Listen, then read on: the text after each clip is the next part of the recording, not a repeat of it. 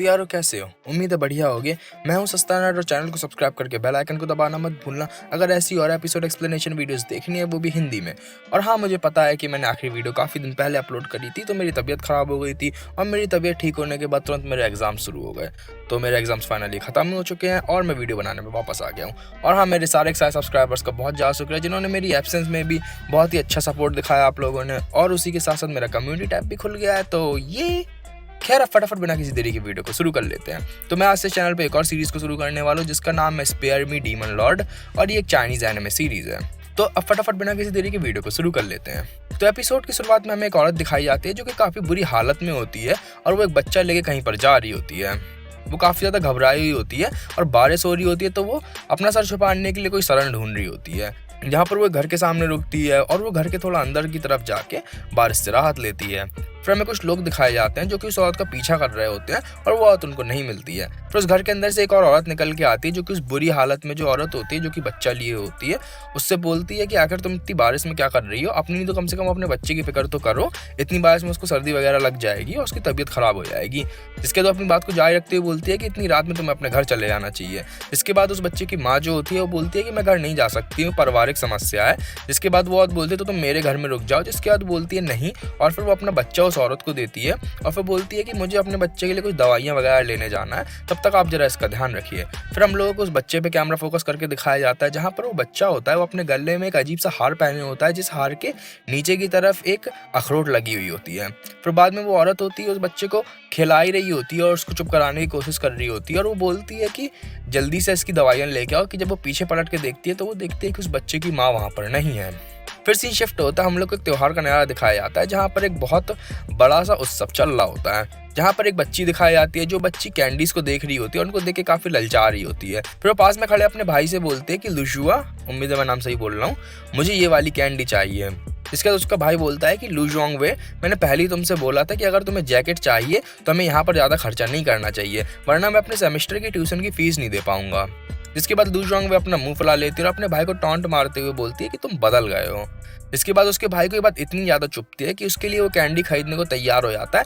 हालांकि वो दुकानदार को उतने पैसे नहीं देना चाह रहा होता, उसे ऐसा लग रहा होता है कि कैंडी थोड़ी ज़्यादा महंगी है, पर अंत में वो उसे उतने पैसे दे ही देता है और फिर उस बच्चे के लिए कैंडी खरीद लेता है। फिर वो लोग हमें मेले में घूमते हुए दिखाए जाते हैं जहाँ पर एक लड़का और एक लड़की अजीब सी बातें कर रहे होते हैं, जहाँ पर वो आपस में बता रहे होते हैं कुछ दिन पहले ही एक कोई शख्स था जिसने अपनी आंखों से नीली रंग की लेजर की रोशनी निकाल दी।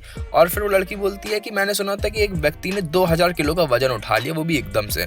इसके बाद जो लुजुआ होता है वो उनकी बातों को सुन के सोचता है कि आजकल ऐसी सुपर पावर्स वाली बहुत सारी खबरें उड़ रही हैं। फिर इसके बाद उसकी जो बहन होती है वो उसको खींच के एक स्टेज के सामने ले जाती है जहाँ पर बहुत ज़्यादा भीड़ लगी होती है। वहाँ पे एक लड़का होता है जो कि आँख से कुछ खेल वगैरह दिखा रहा होता है, जिसकी वजह से वहाँ पे इतनी ज़्यादा भीड़ होती है कि दोनों को कुछ भी नहीं दिख पा रहा होता। जिसके बाद जो लुजुआ होता है वो लुजुआंग वे को अपने कंधों पे बिठाता है और फिर उसको पूरे के पूरा स्टेज शो का नया दिखाने की कोशिश करता है। इसके बाद वो इतनी ज़्यादा भारी होती है कि उसे ज़्यादा देर नहीं उठा पाता और फिर वो नीचे गिर जाता है। जिसके बाद वो उसका हाथ पकड़ता है, पूरी भीड़ के बीच में से खींचते खींचते आगे की तरफ दोनों चले जाते हैं। जिसके बाद सबसे जब आगे पहुंचता है, आँख की कुछ लपटें होती हैं वो उसकी ओर आ जाती हैं और उसे थोड़ी देर के लिए उसकी आंखों में एक चमक सी आ जाती है और उसे ऐसा लगता है कि जो समय है वो सारा का सारा थम गया है, और उसे ऐसा भी लगता है कि उसके अगल बगल की जितनी भी दुनिया मानो वो बेरंग हो गई हो। फिर अचानक से लपटें उसके और भी ज़्यादा करीब आ जाती हैं और उसे एक तलवार दिखती है जो कि अंतरिक्ष में होती है। फिर इसके बाद हम लोग को उसके गले का लॉकेट दिखाया जाता है। उसके गले के लॉकेट में एक अखरोट होती है और वो अखरोट हल्के हल्के चमकने लगती है। तो यानी कि वही बच्चा जो एपिसोड की शुरुआत में दिखाया गया था, और अब ये बच्चा बड़ा हो गया है। फिर वो अपने लॉकेट वाले अखरोट को देखने लगता है और फिर सारी की सारी चीज़ें नॉर्मल हो जाती हैं और फिर हम लोग को स्टेज शो दिखाया जाता है जहाँ पर वो जो लड़का होता है वो बहुत ही अच्छा आँख से करतब दिखा रहा होता है। फिर शो होता है वो ख़त्म हो जाता है और शो के ख़त्म होने के बाद लुजुआंग वे बहुत ही ज़्यादा इंप्रेस्ड हो गई होती है पूरे के पूरे शो से। फिर वो अपने भाई से बोलती है कि लुजुआ, हम लोगों को बैक स्टेज जाके उसकी ट्रिक वगैरह सीखनी चाहिए, हो सकता है हम लोग उससे पैसे कमा सकें। क्या जो लुजुआ होता है वो पहले तो हल्की नान नुकुर करता है पर फिर उसकी बात मान जाता है और फिर दोनों छुपते छुपाते बैक स्टेज पहुंच जाते हैं जहाँ पर उन लोगों को वो लड़का दिखता है और वो उस लड़के को पीछे छुप के देखने लगते हैं। फिर हम लोगों को वहाँ पर दिखाया जाता है कि उस लड़के के सामने कुछ लोग खड़े होते हैं काले कपड़ों में, फिर उन लोगों में हल्की बहस सी हो जाती है। जिसके बाद वो काले कपड़े वाले लोग होते हैं वो उसके गले में एक इंजेक्शन मार के उसको बेहोश कर देते हैं। हैं। ये देख के दोनों लुजुआ और लू जुआंगवे दोनों बहुत ज्यादा घबरा जाते हैं और उनके मुंह से हल्की सी चीख निकल जाती है। जिसके बाद उन लोगों को पता चल जाता है कोई उन्हें छुप के देख रहा है और वो उनको बाहर आने के लिए बोलते हैं। इसके बाद वो दोनों बाहर आ जाते हैं और फिर उन लोगों से बोलते हैं कि हम लोग तो बस बाथरूम ढूंढ रहे थे, और फिर वो बाथरूम ढूंढने का बहाना बना के वहां से निकल जाते हैं। हालांकि वहां पर जो लोग होते हैं वो भी हल्का घबरा रहे होते हैं कि उन लोगों को ऐसा करते हुए किसी ने देख लिया है। फिर जैसे ही वो दोनों बाहर जाते हैं, उन्हें बाहर जाके एक लड़का दिखता है जो कि उनसे पूछता है कि आखिर अंदर क्या हुआ था। जिसपे जो लुजुआ होता है वो बोलता है कि मैं तुम्हें नहीं जानता हूँ, और फिर वो टॉन्ट मारता हुआ वहां से चला जाता है। फिर हम लोग को लुजुआ वापस जाते हुए दिखाया जाता है, जहाँ पर वो वही सब सोच रहा होता है जो कि उसने बैक स्टेज में देखा होता है। उस लड़के की पूरी पूरी ट्रिक्स के बारे में सोच रहा होता है। इसके बाद अपने दिमाग लगाते ही सोचता है कि उस लड़के पे भी शायद सुपर पावर्स रही होंगी जो स्टेज में अपने करतब दिखा था, और अपनी सुपर पावर की मदद से वो सारे के सारे करतब दिखा रहा था। फिर सीन शिफ्ट होता है, हम लोग को दोनों के दोनों लोग अपने घर जाते हुए दिखाए जाते हैं, जहाँ पर वापस जाने के रास्ते में जो लू जुआंगवे होती है वो लुजुआ का दिमाग खराब कर रही होती है और उसे फालतू के सवाल वगैरह पूछ रही होती है। जिसका लुजुआ होता है वो उससे बोलता है क्या तुम एक बार को मुझे भैया नहीं बोल सकती। जिसपे वो बोलते हैं कि हम दोनों का खून का कोई रिश्ता नहीं है, इसलिए मैं तुम्हें अपना भाई नहीं कहूंगी। फिर लुजुआ लू जुआंगवे को टॉन्ट मारते हुए बोलता है कि मैं तुम्हें अनाथालय वापस छोड़ाऊंगा। जिसके बाद लू जुआंगवे बोलती है कि और मैं वहां से वापस भाग आऊंगी तुम्हारे पास। फिर लुजुआ उससे पूछता है कि तुम क्या करोगे अगर सारी दुनिया में जितने भी लोग हैं तुमसे ताकतवर हो। इस पर लू जुआंगवे बोलती है कि फिर मैं भी उतनी ताकतवर बनूंगी जितने वो लोग ताकतवर हैं, और तुम्हें फिक्र करने की जरूरत नहीं है, मैं तुम्हारी रक्षा करूंगी जब तक तुम मेरे लिए खाना बनाते रहोगे। फिर वो अपने घर तक पहुंच जाते हैं, जहाँ पर काफी सारे छोटे छोटे घर बने हुए होते हैं, और वहां पर एक बूढ़ी सी औरत होती है बाहर की तरफ बैठी हुई होती है और कुछ पका रही होती है एक केतली में। इस पे लुजुआ और लू जुआंगवे वहां पर आ जाते हैं। इसके बाद इस पे लुजुआ बोलता है कि आंटी लेन आखिर अब आपके पति कैसे हैं। जिसके बाद वो बोलती है कि अभी भी उनकी तबीयत काफी खराब है हमेशा की तरह। इसके बाद जो लू जुआंगवे होती है वो जो औरत जो कुछ भी पका रही होती है उसकी खुशबू बहुत ज्यादा अच्छी लग रही होती है, और वो अपने मुंह से उसके पानी आ रहा होता है, और वो उस औरत से पूछती है कि आंटी लिन क्या मैं इसको पी सकती हूँ। इसके बाद जो लुजुआ होता है उसे काफी शर्म आ जाती है ये बात सुनकर, और वो लू जुआंगवे से बोलता है कि तुम्हें थोड़ा अच्छा व्यवहार करना सीख लेना चाहिए, और वो उसको खींचते हुए अपने घर की ओर ले आता है और वो दोनों अपने घर में चले जाते हैं। फिर सीन शिफ्ट होता है, हम लोग को लू जुआंगवे टीवी पे न्यूज देखती हुई दिखाई जाती है, जहाँ पर न्यूज में बता रहे होते हैं कि एक बच्चा जो कि अपनी आंखों से अचानक से नीले कलर की लेजर बीम फेंकने लगा, और एक बूढ़ी सी औरत के बारे में जो कि पहले तो बीच रोड में सफर कर रही होती है, पर अचानक से टेलीपोर्ट होकर एक बिल्डिंग के अंदर पहुंच जाती है। फिर जो लुजुआ होता है वो लू जुआंगवे के लिए नूडल्स बनाने लगता है, पर जो नूडल्स होते हैं नूडल्स खत्म हो गए होते हैं। फिर जो लुजुआ होता है वो लू जुआंगवे को बोलता है कि मैं बाहर नूडल्स खरीदने आ रहा हूँ। जिसके बाद जो लू जुआंगवे होते हैं वो बोलते हैं मेरे लिए इंस्टेंट नूडल्स लेके आना। इसके बाद जो लुजुआ होता है वो बोलता है कि नहीं वो ज़्यादा फायदा नहीं करते हैं। इसके बाद लू जुआंगवे बोलते हैं कि वैसे भी तुम्हारे नूडल्स में कोई स्वाद नहीं होता है। इसके बाद जो लुजुआ होता है वो उसके पास जाता है, उसके सिर पे हल्का सा अखरोट मारता है और फिर कहता है कि मैं बाहर जा रहा हूँ नूडल्स लेने, और फिर वो बाहर नूडल्स खरीदने चला जाता है। फिर जब वो बाहर दुकानों की तरफ जाने लगता है वो अपना बचपन याद करता है, और फिर हम लोग को उसके बचपन का दिखाया जाता है, जहाँ पर कुछ लड़के होते हैं उसको मार रहे होते हैं। जिसके बाद जो लू जुआंगवे होती है उन बच्चों की जाके शिकायत कर देती है और उसको वहाँ पे बचा लेती है।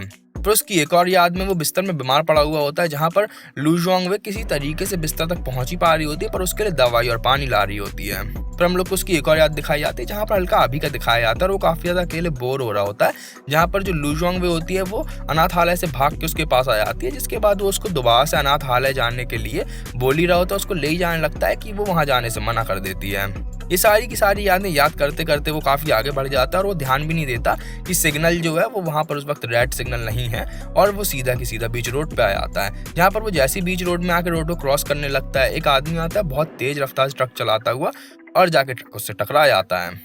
फिर उसका एक्सीडेंट हो जाता है, उसके सर से बहुत सारा खून बाहर निकल रहा होता है।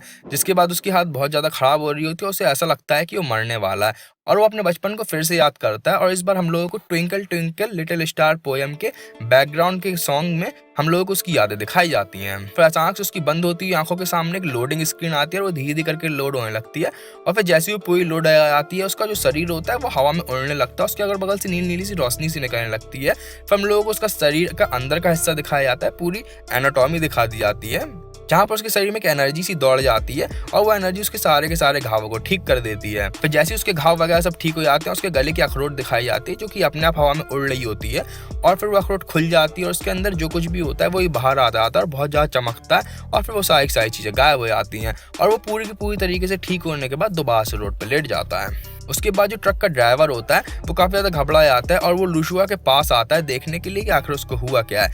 हल्का जिसका जो लुशुआ होता है पहले तो उठ के बैठता है, उसे हल्का समझ में नहीं आता क्या हो रहा है। फिर बाद में वो ड्राइवर पे बहुत ही ज़्यादा भड़कता है और जो ड्राइवर होता है वो बहुत ही ज़्यादा घबरा आता है और उसके सर के ऊपर कुछ नंबर वगैरह लिख के आने लगते हैं जो कि लगातार ऐड हो रहे होते हैं, लगातार जुड़ रहे होते हैं कहीं पे। इसके बाद जो लुशुआ होता है, लुशुआ उससे बोलता है कि मुझे पैसे वगैरह दो, मैं तुमने आखिर मेरा एक्सीडेंट किया है। इसके बाद वो आदमी इतना ज़्यादा घबरा आता है कि अपने ट्रक में बैठ के फटाफट वहाँ से निकल जाता है, बोलते हैं कि मैंने भूत देखा, मैंने भूत देखा। जिसके बाद जो लुशुआ होता है वो अपने होश ठिकाने लाता है और फिर नूडल्स खरीदने चला जाता है। जहाँ पर जब वो नूडल्स खरीदने की दुकान पे पहुँचता है तब वो नूडल वाले से नूडल लेता है और फिर जो दुकान का ओनर होता है वो उसका सर देख के काफ़ी ज़्यादा घबरा जाता है, उसके सर से खून निकल रहा है और उसको नोटिस भी करवाता है, कहता है कि देखो तुम्हारे सर से खून निकल रहा है। जिसके बाद जो लुशुआ होता है वो ये देख के काफ़ी ज़्यादा घबरा जाता है और नूडल्स लेके वहाँ से चला जाता है और उस दौरान उस दुकान के मालिक के सर के ऊपर भी कुछ नंबर्स वगैरह आते हैं और वो भी कहीं पर जुड़ रहे होते हैं। फिर वो नूडल्स लेके वहाँ से भागते हुए घर की ओर जाने लगता है, जहाँ पर भागते भागते एक लड़का और लड़की से हल्का सा टकरा सा जाता है जिनके सर पे फिर से कुछ नंबर से लिख के आते हैं और फिर वो फाइनली अपने घर पहुँच जाता है। घर पहुंचने के बाद उसके सर पे जो खून लगा होता है उस खून के बारे में लू जुआंग उससे पूछती है, जिसके बाद वो बताता है कि उसका एक्सीडेंट हुआ था, हालांकि उसे कोई भी चोट नहीं आई। इसके बाद लू जुआंग बोलते हैं फिर ये खून कहाँ से आया, क्या तुमने ड्राइवर का कत्ल कर दिया और उस ड्राइवर का खून तुम्हारे सर पर लगा हुआ है। इसके बाद वो बोलता है कि ऐसा फालतू की बातें मत करो, जाओ जाके नूडल्स बनाओ, मैं ज़रा नहाने जा रहा हूँ। इसके बाद जो लुशुआ होता है वो नहाते वक्त ध्यान देता है, तब उसे इस बात का एहसास होता है कि उसके सर पे खरोंच तक का भी निशान नहीं है और उसे किसी तरीके का अंदरूनी भी दर्द नहीं हो रहा। इसके बाद वो अपने जब हाथ पे फोकस करता है तब अपने हाथ पे देखता है कि एक अजीब सा निशान बना होता है और वो काफ़ी ज़्यादा चमक रहा होता है। इसके बाद वो नहाने धोने के बाद अपने बिस्तर में बैठे आता है और अपने हाथ की ओर देख ही रहा होता है कि जब वो सामने की तरफ देखता है तो एक स्क्रीन सी आ जाती है और वो एक किसी तरीके का मेन्यू लग रहा होता है। इसके बाद उस मेन्यू पे कुछ गेम वगैरह के ऑप्शंस वगैरह आ रहे होते हैं और साइड में सारे के सारे नंबर्स लिखे होते हैं। इसके बाद उसे समझ में आता है कि सारे के सारे टोटल पॉइंट्स हैं जो उसके अकाउंट में ऐड हुए, ये वही पॉइंट्स थे थोड़ी देर पहले वो ऐड हो रहे थे। फिर समझ में आता है कि जितना ज़्यादा बुरे इमोशंस को लोगों में जगाएगा, यानी कि जितना ज़्यादा उन्हें डराएगा घबराएगा, उतने ज़्यादा पॉइंट्स उसके पास ऐड होते जाएंगे। इसके बाद वो इस बात को सोच के काफ़ी खुश होता है और फिर उसके बाद वो उस खेल को खेलना शुरू करता है। इसके बाद मेन्यू में जो खेल होता है उस खेल का नाम होता है स्पिनिंग व्हील और वो जितनी भी बार उस व्हील को स्पिन करेगा उसमें कुछ ना कुछ जीतने की संभावना होती है। शुरुआत के 2 बार में कुछ नहीं जीतता है, तीसरी बार में उसके पास एक सेब आता है, उस सेब को खा के उसे बहुत ही ज़्यादा अच्छा लगता है। फिर वो कई बार व्हील को घुमाता है जब तक उसके सारे पॉइंट्स नहीं खत्म हो जाते। फिर आखिरी पॉइंट पे वो फिर से एक बहुत बड़ा जैकपॉट जीतता है, जिसके बाद एक अजीब सी पोयम से उसके सामने निकल के आती है कागज में लिखी हुई। जिसके बाद उस पोयम को हल्के हल्के पढ़ना शुरू करता है और ये कोई और पोयम नहीं होती, twinkle twinkle little star poem होती है। इसके बाद जो पोयम होती है, पोयम नॉर्मल वाली ट्विंकल ट्विंकल लिटिल स्टार से थोड़ी सी अलग होती है और वो जैसे ही उसको पढ़ने लगता है बहुत सारी चमचमाती हुई सी रोशनी उसके पास आने लगती हैं और वो अपने हाथ में ध्यान की पोजीशन पे बैठ जाता है। जिसके बाद उसमें हाथ में उन रोशनियों इकट्ठा हो रही होती है, रोशनियों का गोला सा बन रहा होता है। फिर हम लोग को अंतरिक्ष दिखाया जाता है, जहाँ पे अंतरिक्ष की ओर से एक रोशनी उसके पास आके उसके हाथ में जुड़ रही होती है। थोड़ी देर तक वो उस पोजीशन में बैठा रहता है, फिर अचानक से सीन शिफ्ट होता है और जब वो अपनी आंखें खोलता है तब वो देखता है कि वो इस दुनिया के बाहर ब्रह्मांड में है। इसके बाद उसके सामने एक बड़ी सी स्क्रीन आ रही होती है और काफ़ी ज़्यादा जिज्ञासु होता है और फिर उससे इतनी ऊपर होने के बावजूद लू जुआंग की आवाज़ अच्छी तरीके से सुनाई दे रही होती है। इसके बाद वो लू जुआंग से बोलता है कि खाने में नूडल्स में प्याज भी मिला देना। जिसके बाद जैसे ही वो उसको ऑर्डर देता है उसके कुछ और पॉइंट्स जुड़े आते हैं, जिसके बाद वो समझ जाता है कि अगर वो किसी को ऑर्डर देगा तो और भी पॉइंट जुड़ेंगे, तो वो लू जुआंग को 3-4 ऑर्डर पेल देता है जिस तरीके से नूडल बनाने हैं उसमें। फिर सीन शिफ्ट होता है, हम लोग को लूशुआ और लू जुआंग दोनों एक रोमांटिक फिल्म देखते हुए नूडल्स खाते हुए दिखाए जाते हैं, जहाँ पर जो लूशुआ होता है उसे हल्का सा अजीब सा महसूस होता है और वो लू जुआंग से बोलता है तुम यही रुको, मैं जरा बाहर जा रहा हूँ कुछ देखने। इसके बाद जब वो बाहर जाता है, बाहर जाकर उस छत की तरफ से अजीब सी आवाज़ सी आती है, जिसके बाद वो छत में चढ़ के जब देखता है तब उसे वही लोग दिखते हैं जिन लोगों ने स्टेज पे परफॉर्म करने वाले व्यक्ति को बेहोश किया होता है और वो ये देख के बहुत ही ज़्यादा घबरा जाता है। खैर, अगर वीडियो यहाँ तक अच्छी लगी तो इस वीडियो को लाइक करो, अपने दोस्तों के साथ इस वीडियो को शेयर करो और हाँ, चैनल को सब्सक्राइब करके बेल आइकन को दबाना मत भूलना। और मैंने रिसेंट में टेलीग्राम चैनल बनाया जिसके लिंक नीचे डिस्क्रिप्शन में मिल जाएंगे, जाओ जाके मेरे दोनों टेलीग्राम चैनल ज्वाइन करो, जहाँ पर मैं सीरीज के लिंक तो अपलोड कर ही दूंगा और दूसरी सीरीज वगैरह के लिंक भी अपलोड करता रहता हूँ। तो अब बैक टू द वीडियो। वो सामने देखता है तो ये देख के बहुत ज़्यादा घबरा आता है कि वो लोग होते हैं वो छतों में होते हैं, वो किसी को ढूंढ रहे होते हैं। इसके बाद उसके मुंह से फिर से हल्की सी चीख से निकल जाती है और वो लोग होते हैं, वो लोग लूशुआ को नोटिस कर लेते हैं पर उनको एग्जैक्टली नहीं दिखता कि वो वहाँ पर है भी कि नहीं या फिर वहाँ पर क्या था। और फिर हम लोगों को बाद में हल्का टेंशन में दिखाया जाता है और फिर उसके बाद एपिसोड खत्म हो जाता है। खैर, तो आज की वीडियो में इतना। अगर इसी सीरीज की पूरी प्लेलिस्ट देखनी है तो राइट वाली विंडो पे टैप करो और अगर इसी सीरीज का अगला एपिसोड देखना है तो लेफ्ट वाली विंडो पे टैप करो। मैं मिलता हूँ अगली वीडियो में, तब तक के लिए गुड बाय।